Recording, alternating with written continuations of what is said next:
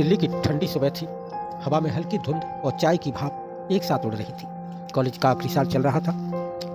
आरव हमेशा की तरह अपनी नोटबुक में कुछ लिख रहा था। वह शांत, थोड़ा अलग और भीड़ में भी अकेला रहने वाला लड़का था। उसे शब्दों में अपनी दुनिया मिलती थी। वही मायरा, क्लास की सबसे खुशमिजाज लड़की, हंसमुख, सबकी चहेती। उसे हंसी मजाक, संगीत और लोगों से बातें करना पसंद था। दोनों एक दूसरे के बिल्कुल उलट, लेकिन शायद इसी उलटपन में कोई अनजाना आकर्षण छिपा था। उस दिन मायरा को लाइब्रेरी में आखिरी कॉपी मिल गई, लेकिन जब उसने पलट कर देखा तो वही कॉपी आरव लेने आया था। ओह सॉरी, मैं पहले आ गई। मायरा मुस्कुराई। आरव ने हल्की मुस्कान के साथ कहा, कोई बात नहीं, आप पढ़ लीजिए, मुझे वैसे भी कुछ नोट्स लिखने। यहीं से बात शुरू हुई। छोटी छोटी मुलाकातों से मायरा को धीरे धीरे एहसास हुआ कि आरव में कुछ तो है, कुछ ऐसा जो भीड़ में भी उसे अलग बनाता है। वो कम बोलता था, लेकिन जब बोलता था तो सीधे दिल में उतर जाता था। एक दिन कैंटीन में जब मायरा उदास थी क्योंकि उसका बेस्ट फ्रेंड किसी और से झगड़ा गया था, आरव ने सिर्फ इतना कहा, कुछ लोग हमें छोड़ते नहीं, बस हमारे आसपास से थोड़ा दूर चले जाते हैं ताकि हम उन्हें याद कर सकें। उसके बाद मायरा ने पहली बार आरव की आंखों में देखा। वहां कोई दिखावा नहीं था, बस सच्चाई थी।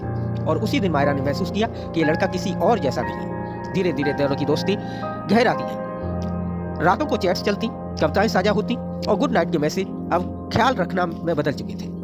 कब दोस्ती, आरव ने कभी खुलकर कुछ नहीं कहा, लेकिन मायरा अब समझने लगी थी। एक शाम जब दोनों इंडिया गेट के पास बैठे थे, आरव ने बस कहा, तुम्हारे बिना यह शहर अधूरा लगता है।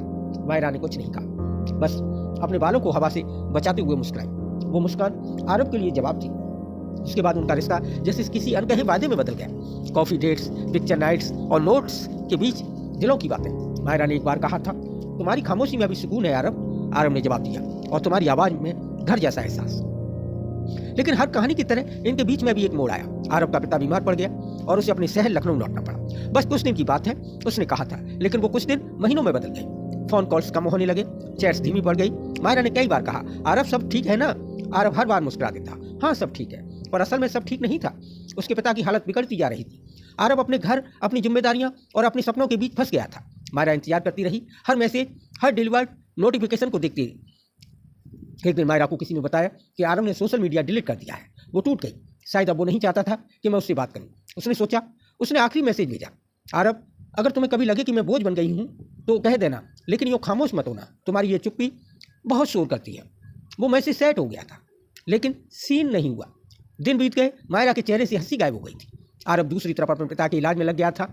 उसे अस्पतालों, दवाइयों और कर्जों के बीच में खुद को खो देना पड़ा। वो चाह कर भी मायरा से बात नहीं कर पा रहा था। 3 महीने बाद एक बरसाती शाम को मायरा को एक पार्सल मिला।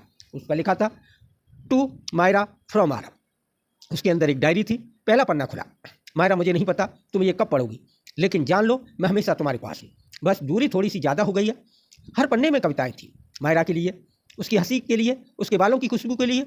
आखिरी पन्ने पर लिखा था, जब जिंदगी मुझे फिर वक्त देगी मैं लौटूंगा, तुम्हारी कॉफ़ी के कप में, तुम्हारी हंसी में, तुम्हारी शामों में। मायरा रो पड़ी, लेकिन उस दिन पहली बार उसे लगा यह दूरी भी किसी सच्चे रिश्ते का हिस्सा है। 1 साल बाद दिल्ली के उस कॉलेज में मुलाकात थी। मायरा वहाँ गेस्ट के तौर पर गई थी। तभी पीछे से किसी ने कहा कि अब भी कॉफ़ी ब्लैक लेती हो? वो मुड़ी, आरव खड़ा था। वही मुस्कान, वही सुकून। मायरा की आंखें भर आई। तुम सच में लौट आए?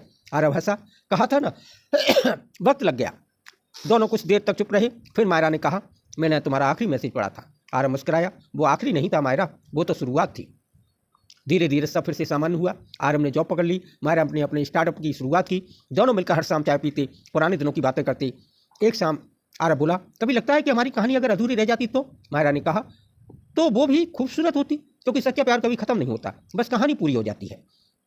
2 साल बाद आरव और मायरा की शादी थी। लखनऊ की गलियों में हल्दी की खुशबू और हंसी गूंज रही थी। मायरा ने अपनी मेहंदी वाले हाथों से आरव की ओर देखा। वो वही हाथ था जिसने कभी आखिरी मैसेज भेजा था। अब उसी हाथ में आरव लिखा था। शादी के बाद जब वो दोनों अपने कमरे में गए, आरव ने पुरानी डायरी उसके सामने रखी। अब इसमें अधूरे पन्ने पूरे करने हैं साथ में। कहते हैं सच्चा प्यार वो नहीं जो हमेशा पास रहे, लेकिन वो है जो दूर होकर भी एहसास बनकर दिए। आरव और मायरा की कहानी वैसी ही थी, कभी खो गई, फिर मिल गई और अमर हो गई। उसका रिश्ता अब शब्दों से नहीं, खामोशियों से चलता था। कभी देर रात दोनों एक दूसरे को बस देखते रहते, बिना कुछ कहे। और अब उस खामोशी में वही पुराना वाक्य गूंजता है, तुम्हारी आवाज़ में घर जैसा एहसास। डॉक्टर राकेश कुमार सिंह एक बार फिर लेकर आए आपके सामने कहानी, घर जैसा एहसास।